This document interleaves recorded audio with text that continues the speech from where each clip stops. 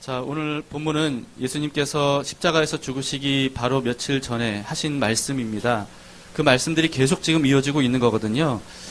자, 오늘 마태복음 24장을 읽었는데요. 24장, 25장은 여러분 성경에 예수님 말씀은 다 빨간색으로 그 글씨가 되어 있는 성경이 있을 겁니다.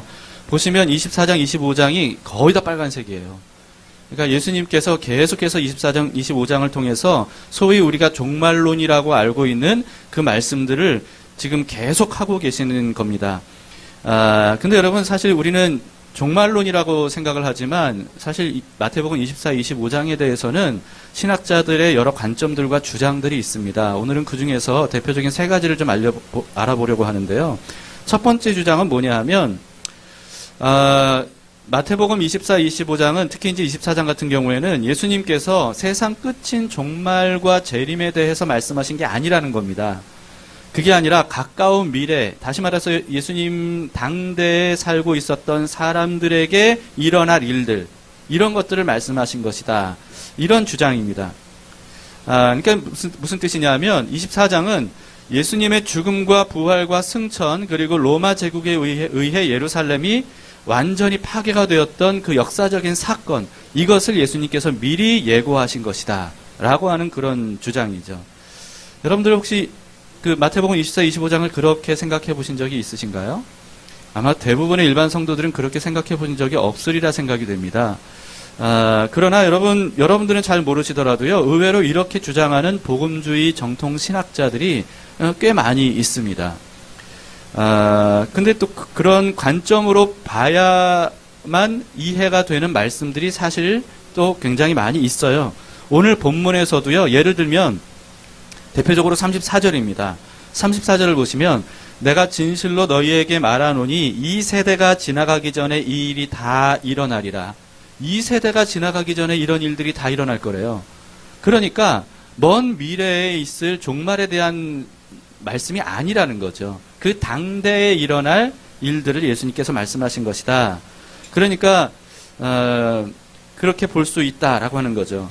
근데 여러분 또 그렇게 보면 이해 안 되는 구절도 오늘 본문에 또 있어요.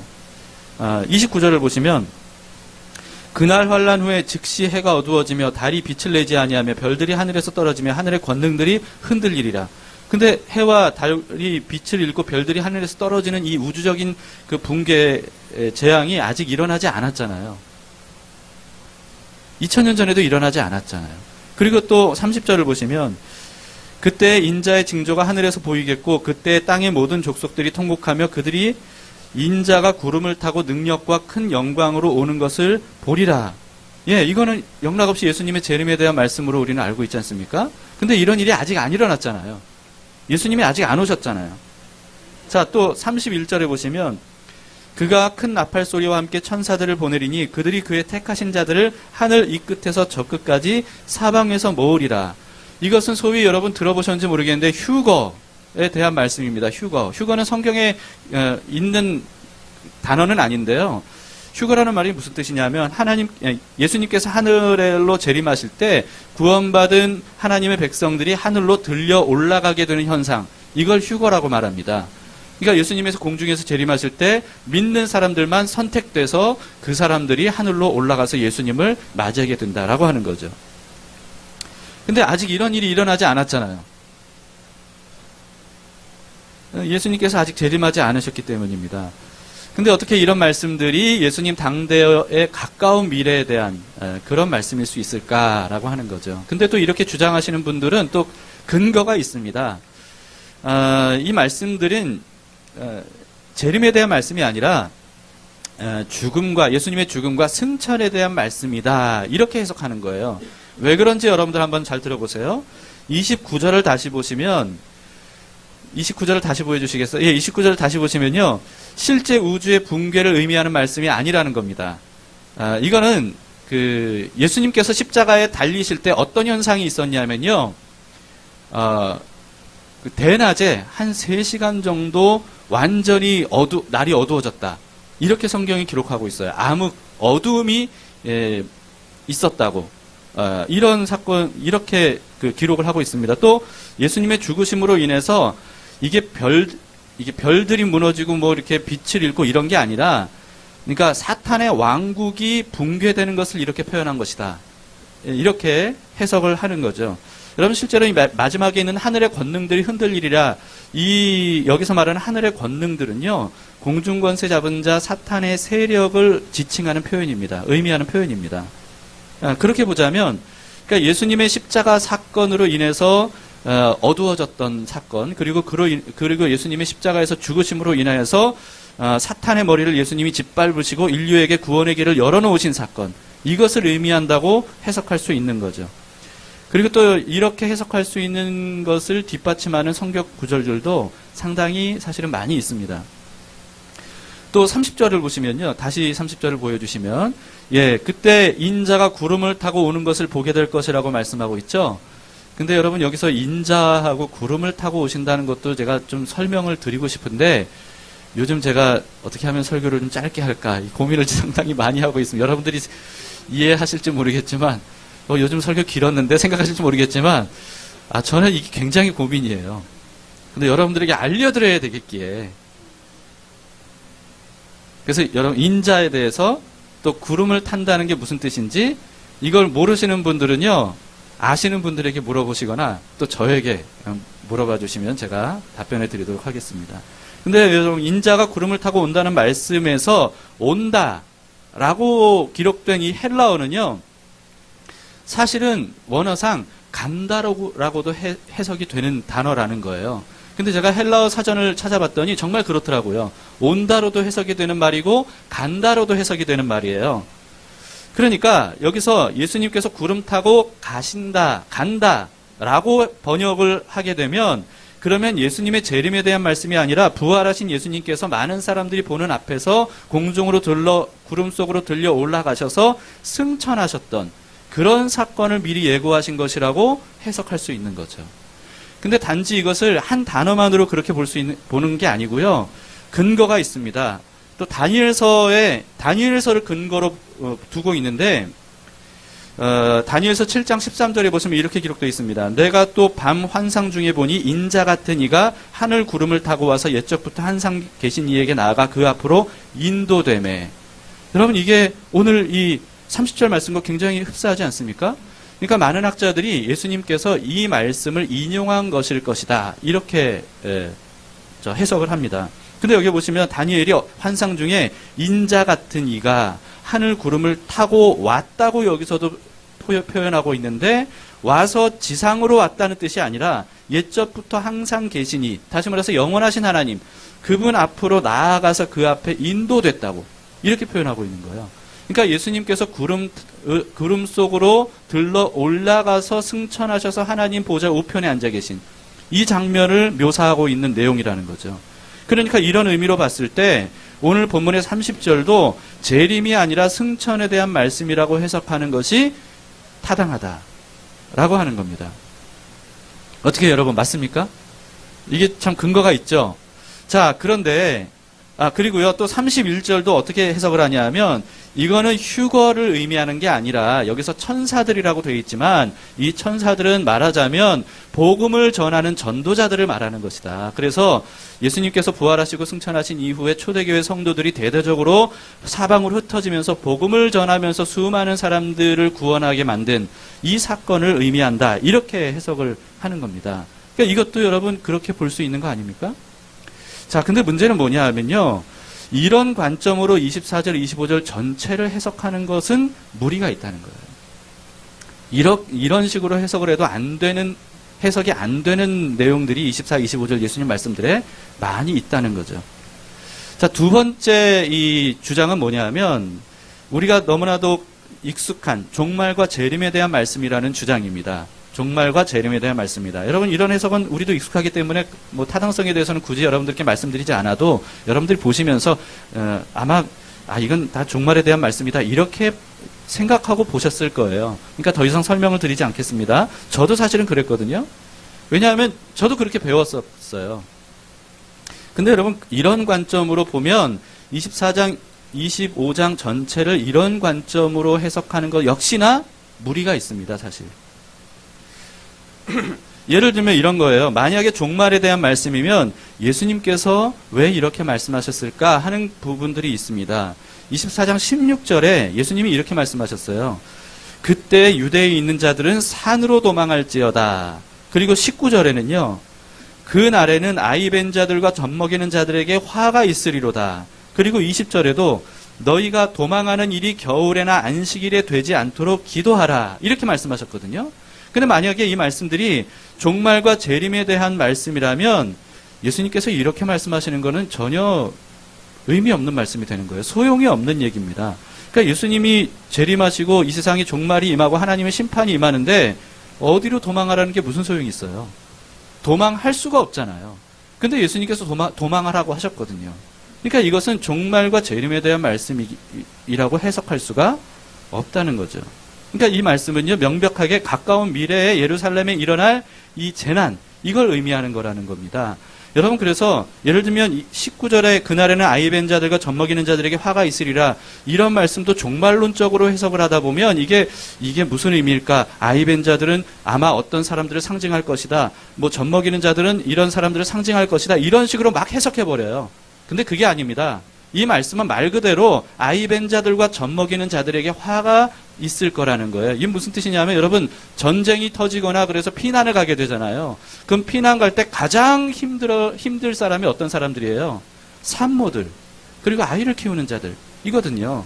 그러니까 이런 사람들이 도망가야 되는데 도망가기가 너무너무 어려울 것이다. 그렇기 때문에 그들에게 화가 있을 것이다. 이런 뜻인 겁니다. 실제로요, 유대인들이 로마 제국에게 대항했다가 주후 70년에 로마의 티투스 황제에 의해서 예루살렘이 완전히 파괴가 돼요. 그때 이제 전투가 벌어지는 거죠. 예루살렘 유대인들과 이 로마 군사들 간에 이 전투가 벌어지다가 결국은 완전히 예루살렘이 초토화되어 버리고 맙니다. 성전도 완전히 무너져 버리고요. 그리고 성벽도 파괴돼서 일부분만 남았는데 그 일부분만 남은 게 지금까지 있는 거예요. 그걸 여러분 통곡의 벽이라고 들어보셨어요? 예루살렘에 통곡의 벽이 있잖아요. 그게 뭐냐면 이때 티투스 황제에 의해 장군에 의해서 예루살렘 성벽이 다 무너지고 남은 거 그거예요. 그래서 지금도요 거기서 유대인들이 모여서 거기서 기도하는 거예요. 계속 이 성벽이 재건되도록, 그리고 성전도 재건되도록 지금도 기도하고 있는 겁니다. 여러분, 그러니까 예수님께서는 바로 그 사건을 이들에게 미리 말씀하신 것이다. 그러면서 대비하라, 이렇게 경고하신 것이 분명합니다. 또 여러분 34절도요. 아까 우리가 봤잖아요. 종말론적으로 해석하기가 매우 어려워요. 내가 진실로 너희에게 이르노니 이 세대가 지나가기 전에 이 일이 다 일어나리라. 분명히 예수님이 이 세대가 지나가기 전이라 그랬어요. 다르게 해석될 수 없는 말씀입니다. 이 세대는. 자, 여러분, 그래서 이게 종말론적으로도 전체를 해석하는 데는 무리가 있다라는 겁니다. 그러면 어떻게 해석해야 되는가? 세 번째 해석은 이런 겁니다. 마태복음 24, 25장은 가까운 미래와 먼 미래 모두를 말씀하신 것이라는 주장이에요. 저는 이것이 옳다고 생각합니다. 이거는 그냥 중립적인 어떤 의견이다, 이런 뜻이 아닙니다. 여러분, 24장, 25장의 예수님의 말씀은요, 제자들이 예수님에게 질문을 던졌거든요. 근데 예수님이 그 질문에 대해 답변하신 내용이에요. 이거는 금요기도회 때도 제가 설명을 드렸던 내용인데요. 여러분, 그러면 제자들이 무슨 질문을 했는지를 우리가 알아야 되잖아요. 자, 23장에서는 예수님께서 서기관과 바리새인들을 정말 신랄하게 강도 높게 책망하신 내용들이 나와요. 여러분들이 큐티를 지난주에 하셨다면 보셨을 겁니다. 그런데 24장 1절을 보면 책망하셨던 장소가 성전이었음을 우리는 알 수가 있습니다. 근데 예수님께서 책망하신 다음에 제자들과 함께 그 성전에서 나오셨어요. 근데 그때 제자들이 성전에 대해서 예수님께 뭐라고 말씀하셨다는 기록이 24장 1절에 있습니다. 근데 무슨 얘기를 했냐 하면 마가복음과 누가복음의 평행 구절들이 있거든요. 그 내용들을 보면 이 제자들은요, 아름답고 웅장하게 지어져 가고 있었던 이 성전에 대해서 감탄하면서 예수님께 말씀드렸던 거예요. 이게 너무 아름답지 않습니까? 너무 웅장하지 않습니까? 이것은 우리의 자부심입니다. 이런 식의 얘기를 예수님에게 제자들이 했던 겁니다. 당시 성전은요, 헤롯 대왕 때부터 재건축되기 시작한 성전이거든요. 그러니까 유대를 다스렸던 헤롯 대왕이 사실은 그 유대를 다스리기가 적합하지 않은 인물이었어요. 그런데 왜냐하면 에돔 출신이거든요. 유대인이 아니었어요. 에돔 출신이고 더구나 로마 황제가 세운 왕이에요.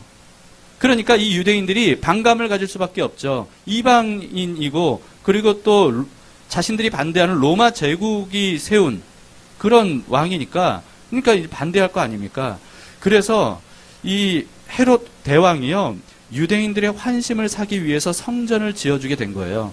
원래 이 헤롯 대왕은 역사적으로 굉장히 건축 매니아거든요. 건축 매니아였어요. 이 헤롯 대왕이 얼마나 도시마다 큰 도시들을 건설을 했는지 몰라요. 그러니까 자기 전공을 살려서 이 유대인들을 위해서 헤롯 성전을 내가 정말 멋지게 지어주면 이들의 마음을 살 수 있겠지. 그러고서는 헤롯 성전을 지어주기 시작하는데 그래서 이 성전을 헤롯 성전이라고 부릅니다.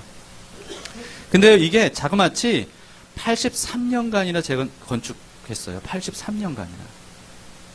그러니까 얼마나 대단한 건축인지를 알 수가 있죠.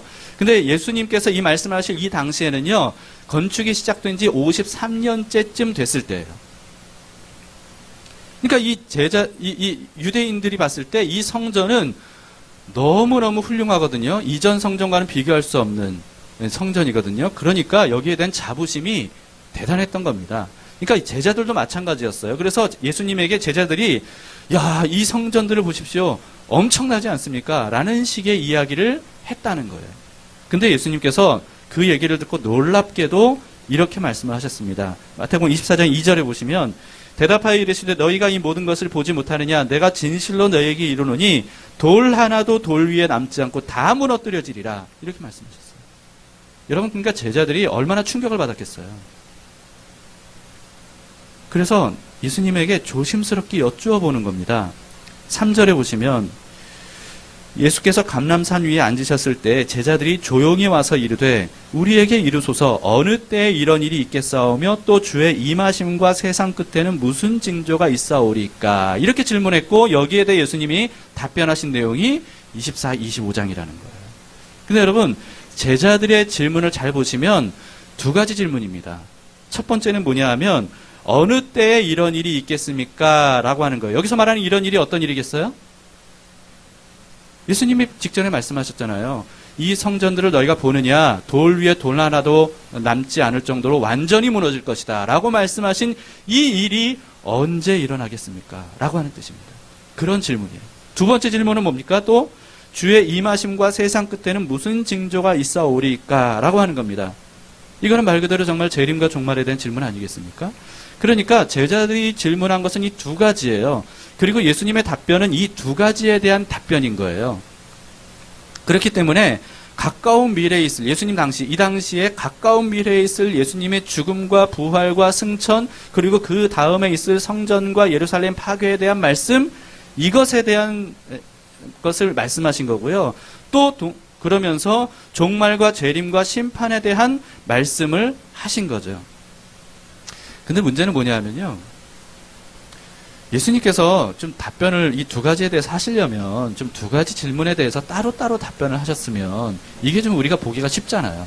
첫 번째 질문에 대한 답변은 이렇다라고 하면서 말씀하시고 두 번째 질문에 대한 답변은 이렇다라고 말씀하셨으면 그러면 우리가 이해하기 쉽잖아요.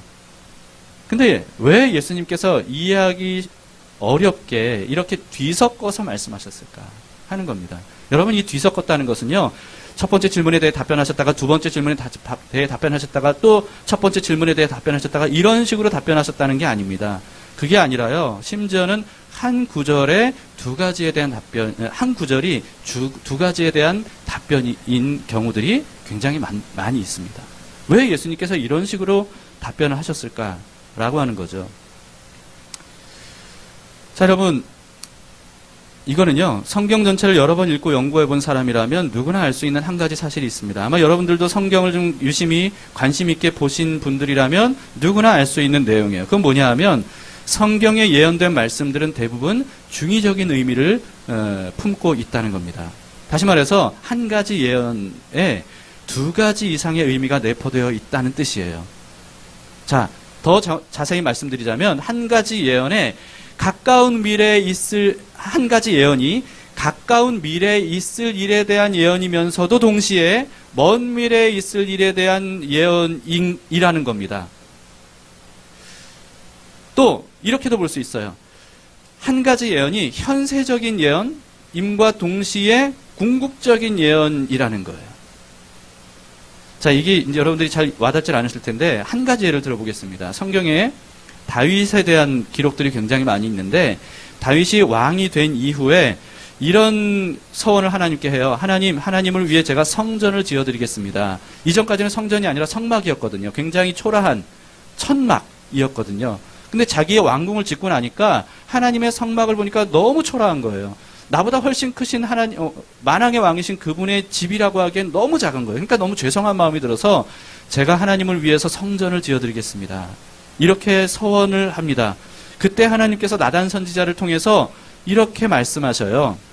굉장히 긴 말씀하셨는데 그 중에 일부분이 사무엘하 7장 12, 13절을 보시면 너의 수완이 차서 네 조상들과 함께 누울 때 내가 너의 몸에서 날 너의 씨를 내 뒤에 세워 그의 나라를 견고하게 하리라. 그는 내 이름을 위하여 집을 건축할 것이요 나는 그의 나라 왕위를 영원히 견고하게 하리라. 자, 다윗의 씨를 보내주시겠대요. 그리고 그 다윗의 씨가 하나님의 집을 건축할 것이고 그리고 하나님은 그의 나라를 영원히 견고하게 하시겠대요. 여기서 말하는 성전을 건축할 다윗의 씨는 누구를 의미합니까? 솔로몬이라는 사람, 예수님이라는 사람. 둘 다 맞습니다. 둘 다 맞습니다. 그러니까 이 예언 하나를 통해서 예수님께서는요, 솔로몬을 통해 성전을 지을 것이다. 이 말씀을 하신 것과 동시에 궁극적으로 예수 그리스도께서 이 땅에 오셔서 완전한 성전이 되실 것이고 그리고 하나님께서는 그의 왕위를 영원하도록 하실 것이다. 라고 하는 뜻이에요. 그러니까 이것은 가까운 미래에 있을 예언인과 동시에 먼 미래에 있을 예언으로 봐야 된다는 거죠. 또 현세적인 예언인과 동시에 궁극적인 예언이라고 봐야 된다는 거예요. 여러분, 그리고요, 이런 말씀들을 어떻게 보셔야 되냐면요. 하나님께서는 가까운 미래에 이 말씀들을 성취하셨죠. 그러고 난 다음에 뚝 떨어져서 먼 미래에 이 말씀을 성취하신 게 아니고요. 가까운 미래에 이 일을 상징적으로 성취하신 다음에 궁극적인 성취를 위해서 계속 일하시는 거예요. 계속 섭리하시는 거예요. 계속 하나님께서 역사하시는 거예요. 그리고는 궁극적인 예언으로 을 성취하시는 거죠. 이런 식입니다. 여러분, 성경에 이런 식의 예언들이 굉장히 많이 있습니다. 또 하나의 대표적인 예언이 바벨론의 멸망에 대한 예언이에요. 바벨론의 멸망에 대한 예언은 그 당시 고대의 바벨론 제국이 멸망할 것에 대한 예언임과 동시에 사탄의 나라, 하나님을 그러니까 하나님을 대적하는 그 사탄의 왕국에 대한 붕괴를 예언하는 말씀이라는 겁니다. 이렇게 우리는 두 가지 중의적인 표현으로 봐야 된다는 거죠. 여러분, 또 성경을 연구해 보면요, 이런 직접적인 예언뿐만 아니고요, 성경에 등장하는 인물, 지명, 사건, 사물, 율법, 이런 정말 너무나도 많은 것들이 이런 식의 중의적인 의미를 품고 있다는 것을 알 수가 있고 또 알아야 됩니다. 그러니까 당대에 대한 것뿐만 아니라 후대에 대한 것이라는 거죠. 여러분, 그래서 우리가 성경을 볼 때 이렇게 중의적인 의미를 품고 있는 말씀은 아닌가 하면서 볼 필요가 있습니다. 24장, 25장의 예수님의 답변도 우리는 그런 식으로 볼 필요가 있습니다. 예수님은 가까운 미래에 있을 일들을 말씀하신 것인과 동시에 먼 미래에 있을 일들에 대한 말씀을 하신 거예요. 이 말씀들은 그래서 문자적으로 해석해야 될지 아니면 상징적으로 해석해야 될지 이걸 먼저 살펴봐서는 안 되고 먼저 이것이 중의적인 의미가 아닐까라고 생각하시면서 해석하시고 그 다음에 이게 문자적으로 또는 상징적으로 해석해야 되는가라고 하는 것을 살펴봐야 되는 거죠. 자, 그 마태복음 24, 25장을 보시면서 우리는 아마 요한계시록을 떠올릴 수 있을 겁니다. 근데 요한계시록도 마찬가지입니다. 여러분, 요한계시록을 대부분의 사람들이요, 그냥 먼 미래에 일어날 종말에 대한 말씀으로만 보는 경우가 있어요. 먼 미래에 일어날 일들에 대해, 그래서 이런 일들이 언제 일어날까? 아직 일어나지 않았는데 언제 일어날까? 우리는 그렇게만 봅니다. 그러나 요한계시록도 그런 식으로만 봐서는 안 된다는 거예요. 아직 일어나지 않은 먼 미래에 있을 일이라고만 생각하고 이 성경을 보니까 이단들이 막 자기들 마음대로 해석해 버리는 거예요. 그러니까 이게 문제가 생기는 거죠. 요한계시록도 여러분 그 당시에 엄청난 박해를 받고 있었던 초대교회 성도들에게 이미 일어나고 있는 일들, 하나님께서 지금 하고 계시는 일들, 이런 것들을 지금 그 성도들에게 밝히 드러내 보여주는 묵시인 겁니다. 묵시. 여러분, 묵시가 헬라어로 아포칼립시스인데요. 아포칼립시스. 이 뜻이 뭐냐 하면 덮개를 벗기다, 감추인 것을 드러내다, 이런 뜻이에요. 근데 많은 이단들이나 이 요한계시록을 종말론적으로만 해석하는 사람들은요, 거꾸로 요한계시록을 보는 거예요. 아직까지 이게 덮여 있다는 거예요. 그런데 여러분, 이 당시에 요한계시록 당시에 이미 이 말씀은 묵시로 주신 거예요. 다시 말해서 펼쳐 보여주셨다는 거죠. 드러내 보여주셨다는 거죠. 그 당시의 사람들에게. 숨기었다는 게 아니에요. 드러내셨다는 거예요. 그래서 여러분, 모진 박해와 고난을 당하고 있었던 초대교회 성도들에게 지금 현존하시는 하나님께서 지금 어떤 일을 행하시는지 이런 것들을 밝히 보여준 것이 바로 요한계시록이다 라고 하는 겁니다. 물론 그와 더불어서 그렇게 해서 결국 세상 끝에 하나님께서 어떤 결말을 내실지에 대해서도 말씀하셨죠. 그러니까 이것은 먼 미래에 있을 일에 대해서만 말씀하신 것이라고 보시면 안 되고요. 이미 그때로부터 지금까지 계속 진행 중인 말씀이라고 우리가 봐야 됩니다. 현세적인 것뿐만 아니라 궁극적인, 영적인 것에 대한 말씀이다 라고 봐야 된다는 거죠. 여러분, 그렇기 때문에 마태복음 24, 25장도요. 우리는 그런 관점으로 봐야 됩니다. 예수님의 말씀은 당대에 이미 이루어지기 시작했어요. 그리고 그 이후 지금까지도 점진적으로 계속 진행 중입니다. 그리고 마침내 예수님의 재림과 심판으로 모든 이 예언들이 성취가 완성이 될 거예요. 우리는 이렇게 말씀을 봐야 되는 거죠. 여러분, 이게 왜 중요하냐면요. 그렇기 때문에 우리는 이 예수님의 이 24장, 25장의 말씀을 당대 그냥 다 이루어진 말씀이거나 아니면 아직 전혀 이루어지지 않은 먼 미래에 있을 말씀이라고만 우리가 보면 어떤 문제가 생기냐 하면 현재 우리와는 관계없는 말씀이 되는 거예요. 당대에 이미 다 이루어진 말씀이니까 역사만 우리가 아는 것이고 또는 아직 전혀 이루어지지 않은 미래의 말씀으로만 보면 지금 현재 나와는 상관없는 거잖아요. 여러분, 근데 그렇게 봐서는 안 된다는 겁니다. 이 말씀은 예수님 시대에 이루어지기 시작했고 미래에 완성될 것이지만 이것은 지금도 계속 이루어지고 있는 그런 말씀이라는 겁니다. 이 35절 말씀을 보시면 천재는 없어질지언정 내 말은 없어지지 아니하니라. 이게 무슨 뜻입니까? 반드시 이루어질 것이라는 말씀입니다. 자, 그리고요, 여러분 36절을 보세요. 36절을 보시면 그러나 그날과 그때는 아무도 모르나니 하늘의 천사들도 아들도 모르고 오직 아버지만 아시느니라. 이렇게 말씀하십니다. 여러분, 이 말씀을 분명히 이렇게 말씀하신 것을 모든 성도들이, 대부분의 성도들이 다 알아요. 근데 예수님께서 이 말씀을 하신 것은 왜 이 말씀을 하셨냐면요. 그날과 그때가 언제인지 더 이상 관심을 가지지 말라는 거예요. 제자들은 그게 언제입니까? 이렇게 여쭤봤잖아요. 근데 예수님은 관심 갖지 마. 그날과 그때는 언제인지 아무도 몰라. 이렇게 말씀하신 거예요. 근데도 지금까지도 사람들은요. 이런 성경을 보면 늘 관심 갖는 게 뭐예요? 이게 언제일까? 하는 거예요. 이게 언제일까? 여기에 온통 관심이 있는 거예요. 그러니까 이런 현상이 일어나고 있으니까 지금 얼마 남지 않았을 거야. 이게 이런 현상들이 있으니까 이게 혹시 그런 게 아닐까? 이러면서 계속 언제일지에 대해서 계속 생각하는 겁니다. 그러니까 여기에 너무 많은 관심들을 가지고 있다 보니까 이단들이 시한부 종말론으로 이건 이런 것이고 지금 현재 이런 일들이 벌어지고 있기 때문에 이건 이것이도 이러다 보니까 사람들이 거기에 막 관심이 막 집중이 되고 그래서 시한부 종말론에 그렇게 속아 넘어가는 겁니다.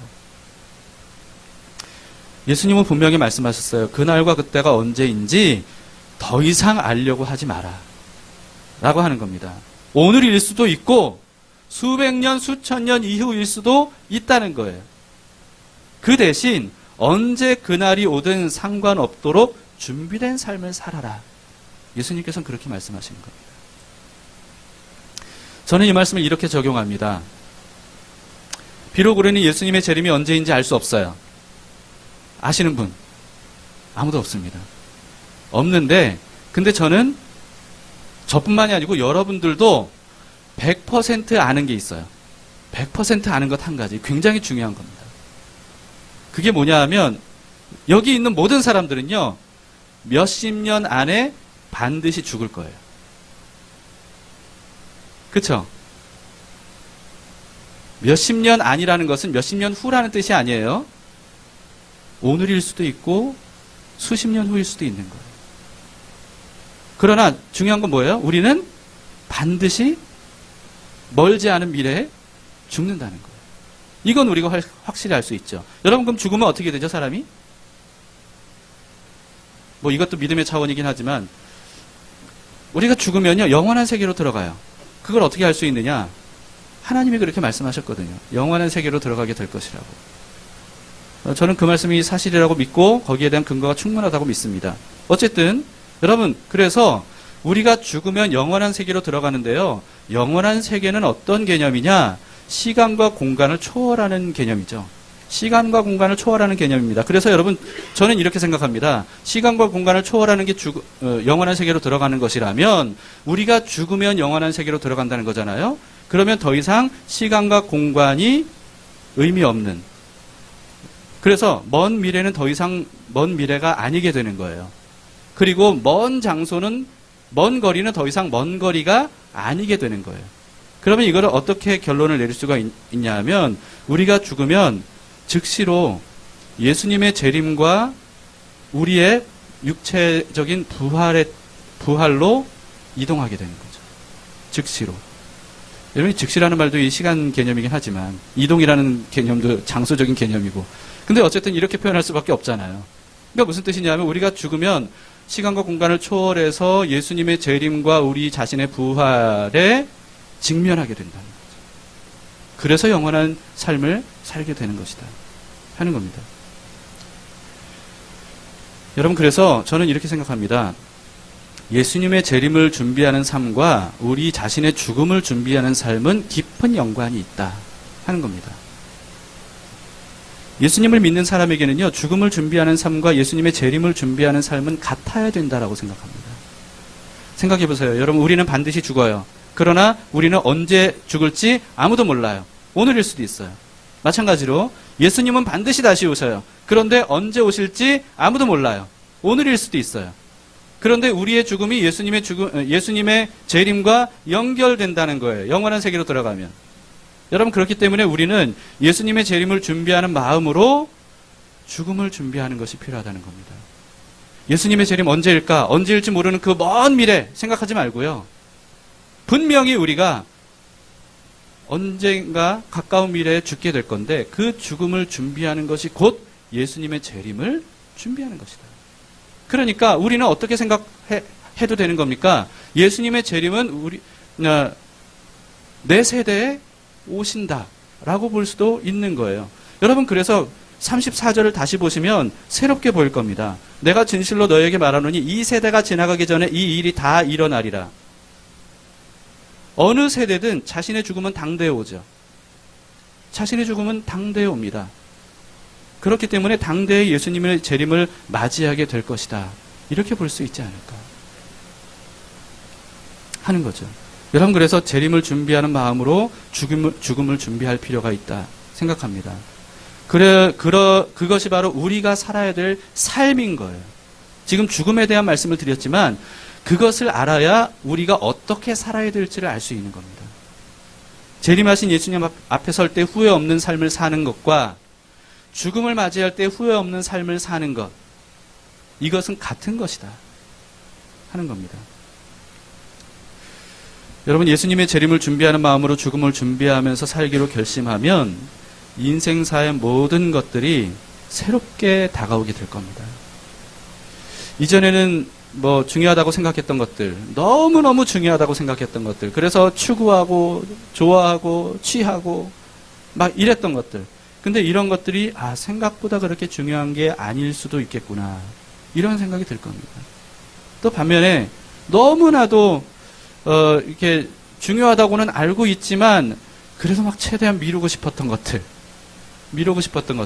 그런데 이런 것들이 사실은 지금 나에게 굉장히 중요하고 가치 있는 것들이구나 하는 것도 깨달을 수 있을 겁니다. 그러니까 재림을 준비하는 마음으로 죽음을 준비하며 지금 살아가다 보면요, 우리의 삶의 우선순위가 달라질 수밖에 없는 거죠. 무엇을 위해 살아야 되는지가 분명해지는 겁니다. 그런데 이런 마음을 갖지 못하면 우리가 무엇을 위해 살아야 될지를 모르는 거예요. 마치 내가 영원히 죽지 않을 것처럼, 예수님이 영원히 재림하시지 않을 것처럼, 그건 먼 미래에 있을 일처럼 우리가 생각하면 오늘을 살아갈 때 무엇을 위해 살아갈지 우리는 오리무중이 되는 겁니다. 그러나 그렇지 않다는 거예요. 예수님은 우리의 삶을 그런 식으로 살라고 말씀하시지 않았다는 겁니다.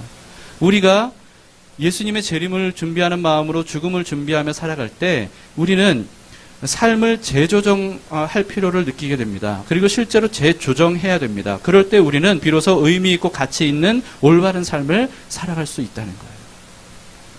여기에 대해서 구체적으로 말씀드릴 시간도 없고, 그리고 예수님께서 이미 다 말씀을 하셨습니다. 여러분, 이제 이번 주에 여러분들이 24, 25장 말씀들을 계속 묵상을 할 건데요. 이런 시선을 가지고 이 말씀들을 생각해 보시기 바랍니다. 예수님께서 어떤 마음을 가지고 우리가 살아가야 되는지를 굉장히 다양하게 말씀을 하셨습니다. 이 말씀들을 통해서 우리가 정말 의미 있는 삶을 살다가 의미 있는 죽음을 맞이하고 그 죽음이 예수님의 재림으로 우리의 부활로 이어지는 그런 죽음이 될 수 있기를 축복합니다.